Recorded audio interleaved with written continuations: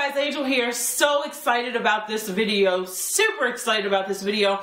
Disclaimer, if the lighting kind of goes dark a little bit throughout the recording, please forgive me. It is a little rainy here today. However, I still wanted to get this recording in, and the lighting is just right now. So I have a question from a Facebook friend. Hey lady, she actually asked me 7 questions, and I'm going to go through those as quickly as I possibly can.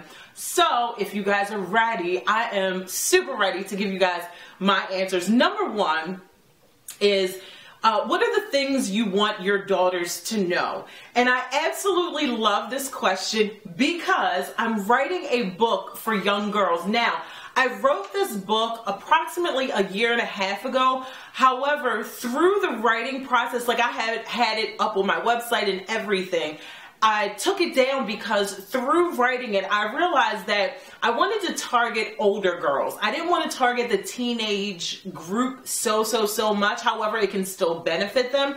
But I wanted to target the girls that are in between the ages of like 23 and 31. I know that seems really weird, but I find that age is when you start to really come into your own, or who you're going to be for the next couple years.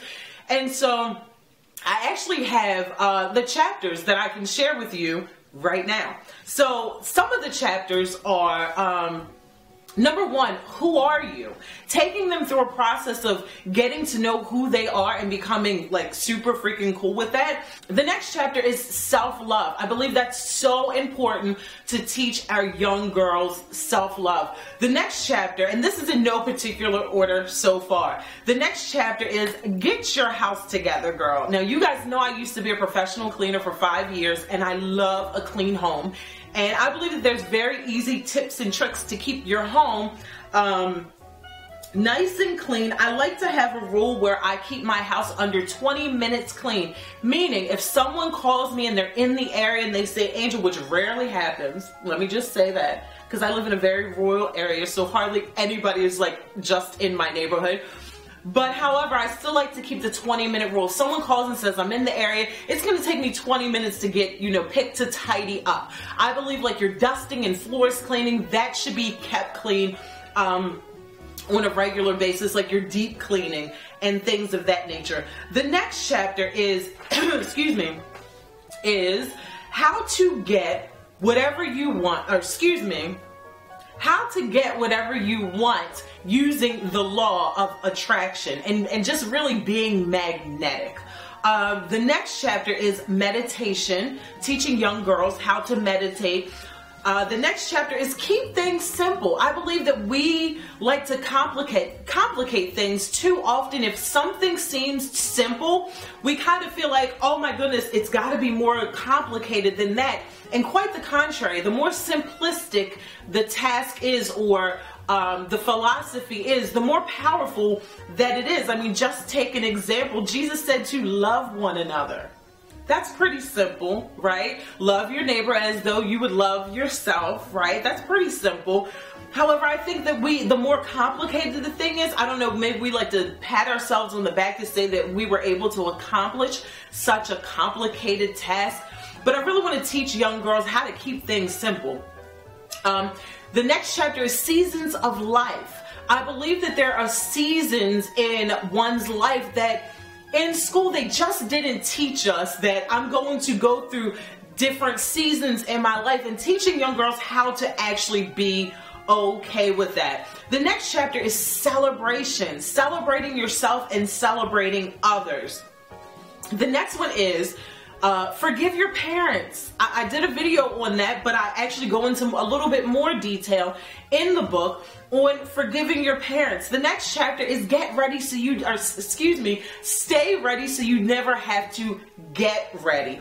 The next chapter is confidence. Of course, I'm going to teach the young ladies how to get confident through knowing who they are.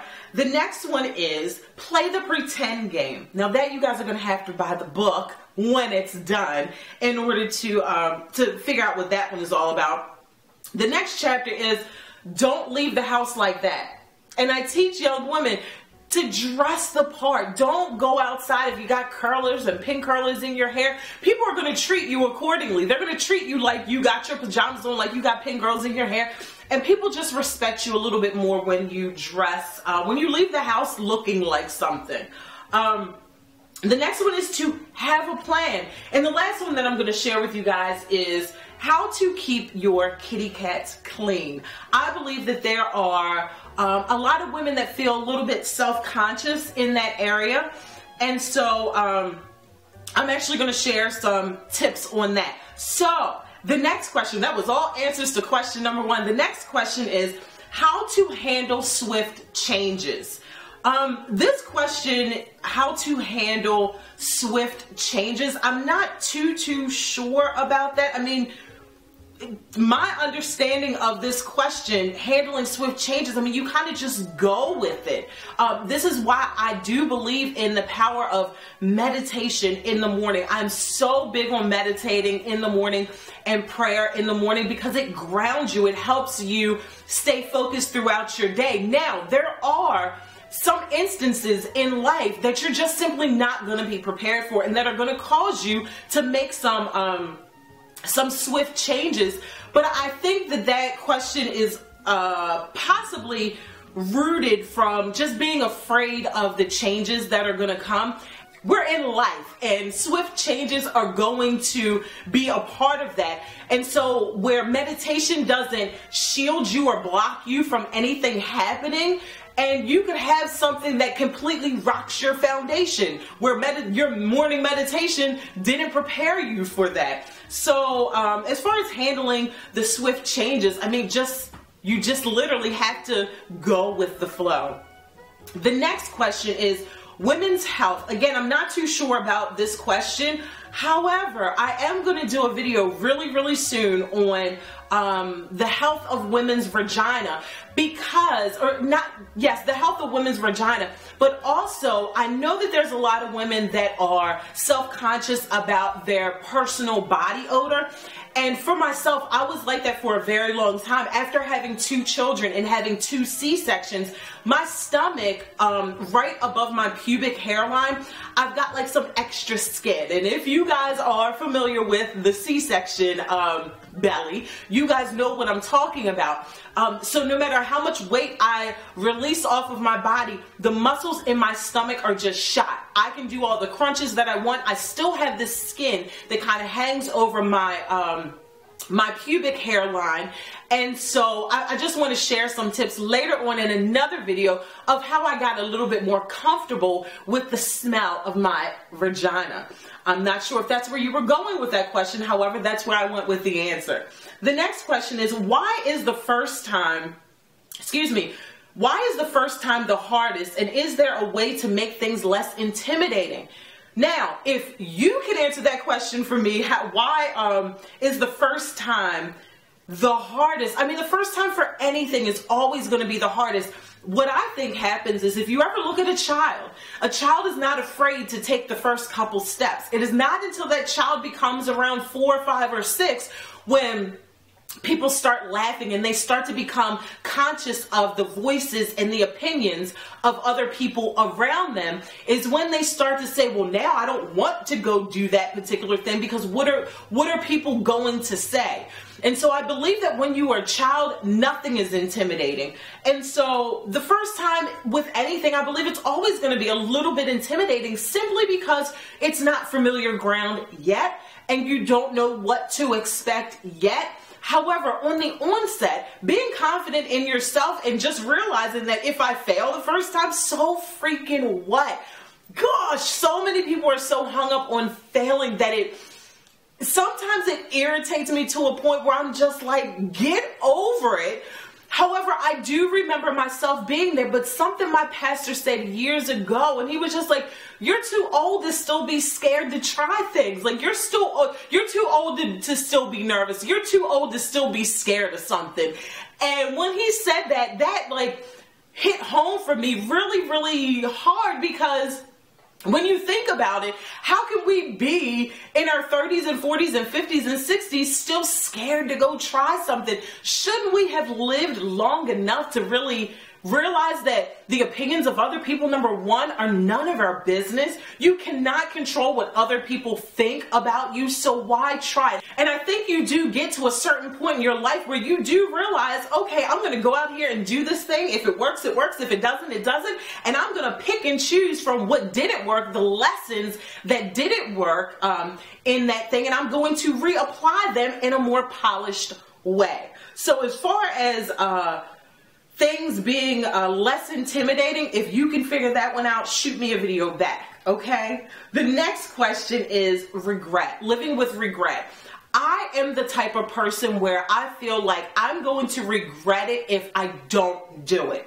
I'm not going to regret something that I did do and it didn't work out the way that I envisioned it or the way that I planned it. That to me isn't a regret. That to me is a learning process or a learning moment. So do your best to regret the things that you don't do. So start regretting, or I don't want to put regret on you, but think about how you would regret something if you didn't try it. The next question is procrastination. Here's what I think about procrastination. I think at the root of procrastination, there's always fear. If you keep putting something off and putting it off, I bet that at the end of the day, if you dig a little deeper, you will find that it's not really that you are putting off the activity, because if you're procrastinating on something, you're excited about it, you can't wait to do it. So it's typically something that you want to do. However, there's fear wrapped around it. Maybe fear what other people are going to think, fear of not knowing how it's going to turn out, or just not having all your I's dotted and your T's crossed and all of that stuff. However, procrastination at the end of the day, I believe, is rooted in fear. So whatever it is that you're procrastinating on, dig a little deeper and I guarantee that you're going to find that there is some fear there. And the last and final question is stepping out of one's comfort zone.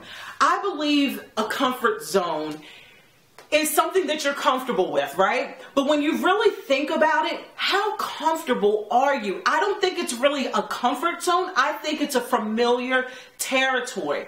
And so when we step outside of that familiar territory, because if we're in a comfort zone, but yet we can't pay our bills, we don't have the confidence to go out here and do the things that we really want to do, really, how comfortable are we? That's not too comfortable, but it's familiar. And so to get out of that familiar territory, I believe that it's going with the flow of life. Everything that is alive, the trees, the grass, it's all growing, it's all expanding. And so stepping out of your comfort zone, you're simply going with the natural progression of life. This is why when a woman has a child, when she finds out that she's pregnant, there's this little teeny tiny embryo in her belly that turns into a baby, and at 9+ months, that baby is too big to be in the belly, so naturally it has to come out into the world, into new territory, and then this territory will become familiar ground. Joyce Meyer said this years ago and I never forgot it, and it's so true. What she said is, what you're doing right now was once uncomfortable for you. It was once unfamiliar ground. Hence me making YouTube videos years ago. I was so nervous to make YouTube videos. Now give me a camera. Like, I love the camera, but this was once unfamiliar ground to me. So where you are now, Miss Author of these questions, it was once unfamiliar to you, but you survived it. You made it. And so stepping outside of your comfort zone is just a natural progression of life. You're going to get nervous. You're going to get the butterflies. You're going to get the sweats. Whatever it is, it's all good. I challenge myself every single day to do something that absolutely scares me, because this is what I know for sure in my Oprah Winfrey voice. This is one thing that I know for sure. One day, we are going to be in a casket. And like, I just had a couple weeks ago where two people that I grew up with passed away like within a matter of 7 days. And it just made me realize that when we were in high school, if I would have thought that at 38 years old or at 37 years old that guy was going to die, like, what would have been different? What would he have done different? What would I do different? Like, if you knew the date, your exit date, what would you do differently? Think about that. Think about your death date. We're all going. That is one thing we all have in common, is that we're all going to die. And I want you to think about the thing that you are procrastinating on, the thing that you keep putting off, the thing that you're like, oh my God, that's so outside of my comfort zone. I want you to think about that thing, and then think about, if you were to die today, would it really be that scary to go try it? Would you really have put it off for so long? I want you to think about that. And that's literally how I'm going to end this video.